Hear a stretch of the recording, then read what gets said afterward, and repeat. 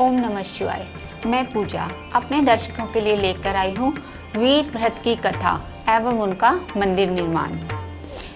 शिव पुराण की कथा के अनुसार वीरभद्र की कथा का बड़ा ही महत्व है। वीरभद्र की उत्पत्ति शिव के द्वारा ही हुई। वीरभद्र बड़ा ही बलवान था और शिव के गणों में से एक था। वीरभद्र की उत्पत्ति के विषय में कहा जाता है, एक बार जब माता सती अपने पिता दक्ष के घर गई थी, तब शिव ने अपनी जटाओं को तोड़कर उनके गणों में से उत्पत्ति करी, जो वीरभद्र कहलाया। शिव की आज्ञा पाकर वीरभद्र ने राजा दक्ष के यज्ञ में जाकर उनके सिर को उनके धड़ से अलग कर दिया। इसके बाद जब दक्ष दर्द से कहरा रहे थे, तब उनका यज्ञ अधूरा रह गया। वीरभद्र ने तब उनकी सेना पर आक्रमण किया और वहां के निवासियों को पराजित किया।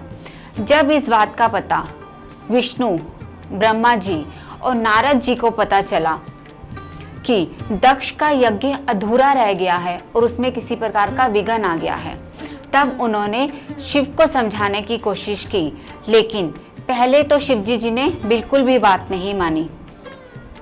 उसके बाद उन्होंने तर्क संगत से सोचा कि यह सही है कि ब्रह्मा, विष्णु और महेश ने कहा कि अगर दक्ष जी का यज्ञ पूरा नहीं होगा तो इस सृष्टि का कल्याण नहीं होगा।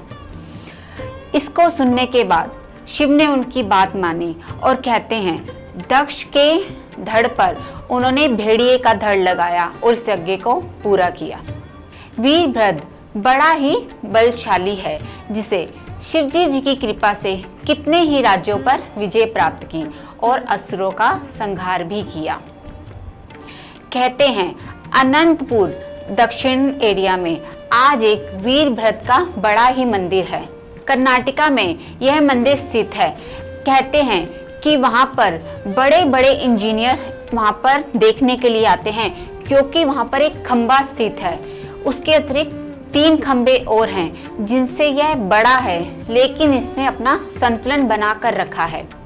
कितने ही इंजीनियर ने इसकी जांच की और उसको सही पाया कि इस खंबे के छोर के नीचे इतना गहरा गड्ढा है कि उसमें कपड़ा डाल के निकालो तो वो आराम से ही निकल जाता है। ये सब जांचने पर सही ही सिद्ध हुआ है। इसकी एक मान्यता और है कि इसको लोपाक्षी मंदिर भी कहते हैं, जिसका अर्थ है लो पक्षी, जो जटायु के नाम से सिद्ध है। रामायण में जब रावण सीता जी का हरण करके आकाश के द्वारा उनको हरण करके ले जा रहा था, तब जटायु का सिर गिरकर इसी स्थान पर मिला और राम जी और जटायु जी पहली बार यहीं पर मिले थे। लोपाक्षी मंदिर में वीरभद्र की भी एक प्रतिमा प्रसिद्ध है, जिसको दर्शन करने के लिए लोग दूर दूर से आते हैं। कहते हैं जो भी वीरभद्र की प्रतिमा का दर्शन करता है, उसकी समस्त मनोकामनाएं पूर्ण होती हैं।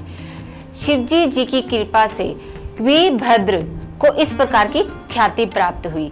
ये थी आज के अध्याय की कथा, जिसमें हमने वीरभद्र जी की कथा एवं उनके मंदिर के निर्माण का वर्णन किया है। आज का अध्याय हम शिव गायत्री मंत्र के साथ समाप्त करेंगे। ओम तत्पुरुषाय विद्महे महादेवाय धीमहि तन्नो रुद्र प्रचोदयात्। ओम नमः शिवाय।